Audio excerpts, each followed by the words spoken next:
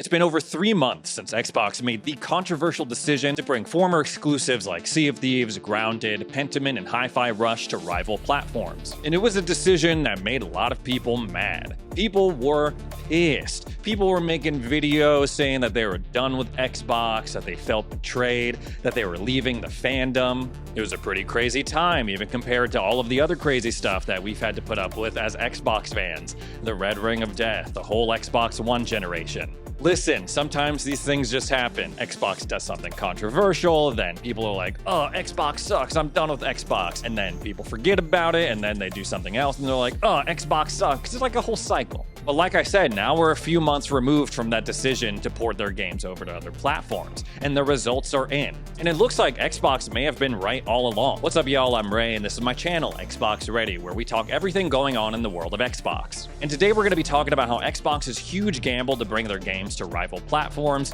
is actually working out. Matt Piscatella over at Circana had some very interesting finds when it came to the top-selling games across all platforms in the US. The best-selling game of 2024 in the US is, to no surprise, Helldivers 2, even though it fell back in the rankings to number 2 for the month of April. And according to Mr. Piscatella, Helldivers 2 held to its number 2 ranking despite April dollar sales falling by more than 70% when it came to March. But not too far behind Helldivers 2 in 4th place is Sea of Thieves of all games. Matt says Sea of Thieves was the 4th best-selling game of April following its launch on PlayStation platforms during the month. It was ranked number 55 in March, and it jumped all the way to the top 5 in April. And if you were to look at just PlayStation sales, it would rank number 3. An Xbox-published game that came out 6 years ago, cracking the top 5 in PlayStation best-selling games? That's crazy. What kind of world are we living in? Sea of Thieves selling well on PlayStation, anybody could have guessed that, right? That's not super surprising. People love pirates, people love adventure, and I don't know, scoring some booty. But it's not just Sea of Thieves, no. Obsidian's Grounded, remember Grounded, guys? Honey, I Shrunk the Kids, the game? It was ranked number 167 in terms of best-selling games across the US in March. Following its PlayStation release, it jumped all the way to 12! 12! And over on PlayStation, Grounded is the number 9 best-selling game on the platform. And you can't make this up. 2 games made by Xbox Game Studios cracking the top 10, Sea of Thieves and Grounded. This is also coinciding with a surge of interest in the Fallout games following the release of the television series on Amazon Prime. Fallout 4 ranked 5th on the April charts after finishing March at number 87, and Fallout 76 jumped all the way from 159th to number 8 in April. Now imagine if Xbox had the foresight to make a new Fallout game that launched at the same time that the Fallout TV show happened, people would be going crazy. Now, if you're Xbox, if you're Microsoft, this is incredible news for you after a long and tired negative press cycle. Again, they caught a lot of heat for this decision to port over these games, but if these sales keep up, all of that criticism was probably going to be worth it for them. This was pretty much exactly what I wanted to happen. I made a video about this when Sea of Thieves was the number 1 pre-ordered game on PlayStation. And basically where I landed on this was like, okay, out of these 4 games, Hi-Fi Rush, Pentiment, Sea of Thieves, Grounded, I hope Sea of Thieves and Grounded sell very well, whereas Hi-Fi Rush and Pentiment, not that I didn't want them to sell well, no, I wished them success, and especially this was before Tango Gameworks closed down. I assume that's what happened here since we're not really hearing anything about Pentiment or Hi-Fi Rush sales. Pentiment, I guess that's to be expected. It's just not the type of game that's going to sell a bunch of copies or drive a bunch of subscriptions. It doesn't have that mass appeal. Hi-Fi Rush, on the other hand, I would say that's a little bit surprising because it's definitely one of the best things that Xbox Game Studios has done over the past couple of years. But again, a rhythm-based fighting game is probably a little bit niche to have that mass appeal that a multiplayer pirate game would have. But I have to imagine that if it sold super well on PlayStation, they would have kept Tango Gameworks open for a little bit longer. Unlike Grounded and Sea of Thieves and Fallout, Hi-Fi Rush is not charting anywhere in the top played games or bought games on PlayStation. And I did notice the other day that I had a pretty significant discount on the PlayStation Store. But I wanted Microsoft to get the message that multiplayer games, live service-y type games that rely on seasons and battle passes, Grounded, that's not so much what it is, but it is a game you can play with friends online. I wanted them to get the message that multiplayer games I'm cool with. In all honesty, that's probably the only way a multiplayer game can survive, by being cross-platform. Whereas a single-player stuff, don't worry about porting that over to PlayStation or Switch, whatever. Keep that exclusive to Xbox fans. That would, of course, also apply to something like the next Halo game, which I feel like that is a line too far for Xbox fans. Personally, they're like, anything else except Halo. And of course, as soon as I am putting the finishing touches on this video, editing wise, I wake up to this news article saying that this dude from PlayStation, one of the CEOs, is pretty much pitching the exact same thing for PlayStation going forward. Multiplayer games are going to be multi-platform, as in console and Steam releases, and single-player experiences like God of War or like that Wolverine game coming up are going to be exclusive to the PlayStation platform in order to attract players to their console. And you know what that means? I should be the CEO of Xbox. I should be calling the shots. But I'm afraid that Microsoft especially is going to take the wrong lesson away from this. They're like, okay, 2 out of 4, that's pretty successful. Let's go ahead and port all of our games over to other platforms. Let's go. Honestly, I'm not quite sure how Xbox should play this. I don't think they have a move available to them that won't make people really upset or get people mad at them. Like when Microsoft first started acquiring studios, they were like, okay, the studios that we buy, their games are going to be Xbox exclusive. Maybe this stuff they worked on in the past was a multi-platform, but going forward, it's just going to be playable on Xbox. Studios like Ninja Theory, all the Bethesda stuff. And what was the main criticism when Xbox was like, hey, all the Bethesda games are going to be exclusive to Xbox after Ghostwire Tokyo? People were like, that's so messed up. Xbox is anti-consumer. They're buying up these studios that used to be multi-platform and making them exclusive to Xbox.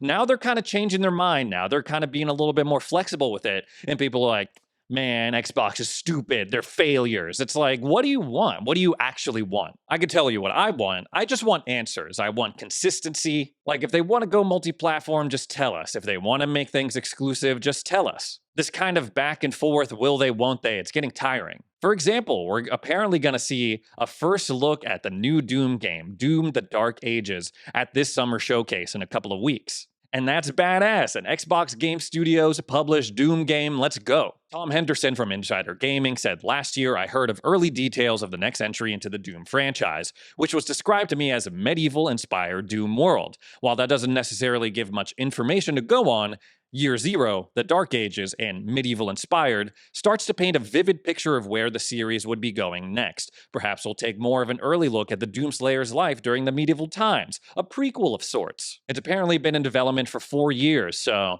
I would imagine that it's closer to release versus not releasing. And then Tom Henderson goes on to say that he can corroborate this other guy's report that it's going to show up on PlayStation as well, PlayStation and Game Pass. The Game Pass stuff, obvious. The PlayStation stuff, not so much. Now, I don't know if I should make a big deal out of this because I was talking to my buddy Jimmy. He was like, Ray, Doom is more of like a niche shooter. And I'm like, maybe Doom isn't as popular as it once was, but like, it's a very recognizable franchise. It carries a lot of weight, the name Doom. And up until this point, every Bethesda game, with the exception of Deathloop and Ghostwire Tokyo, which were tied up in other contracts, have been exclusive to Xbox, much to the confusion of people who actually work at Bethesda. So why was something like Starfield exclusive to Xbox, and Doom, they're like, oh, let's try a multi-platform PS5 dual launch. Hellblade 2 exclusive to Xbox, but not Doom? It's very confusing. Although they are saying, hey, we expect a PlayStation 5 version. They're not saying when. If I was the king of Xbox, if I was in charge of everything, I would say, okay, this new Doom game,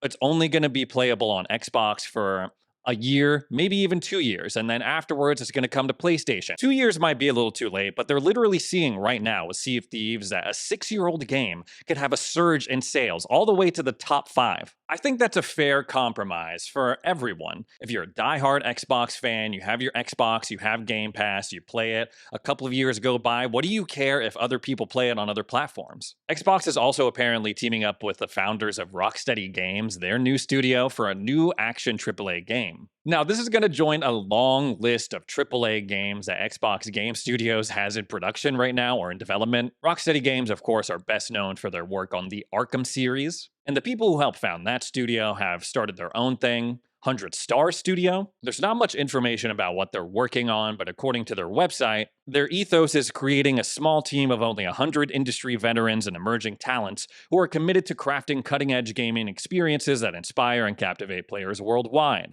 Hopefully we'll see something from this partnership a lot sooner than what we have been seeing from Xbox's current projects. But then that also raises the question, like, okay, they're partnering with Rocksteady. To what end? They just want to fund the game? They want exclusivity?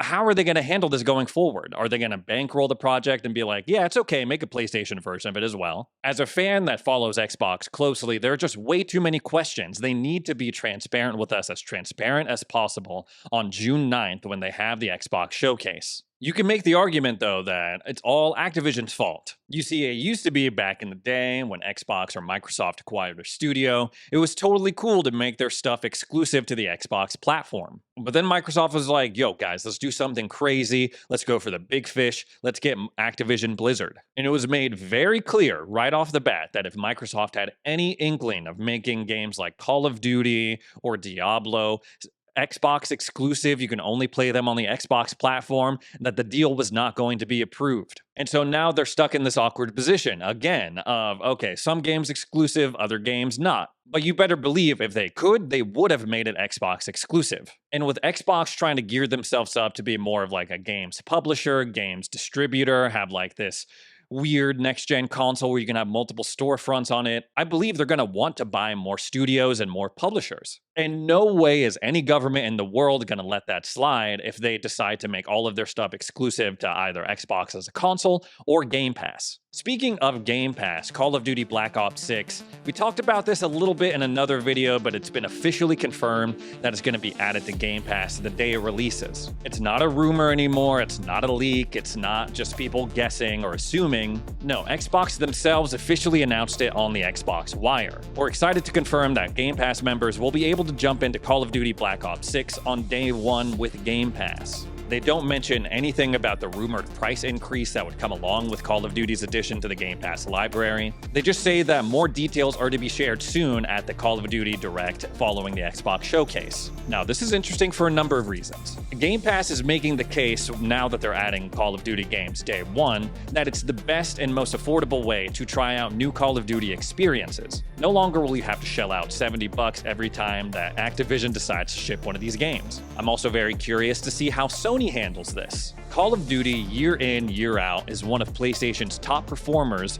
on their platform. And they made it very clear that when Microsoft is trying to acquire Call of Duty, that they would have no interest in putting it on their own subscription service, PS Plus. Ultimately, with the agreement that Microsoft signed with Sony, promising that they'd keep the next Call of Duty games on their platform for the next 10 years, that would also include the ability to put it on their subscription service, their rival to Game Pass. But just because they can do it doesn't mean that they're going to.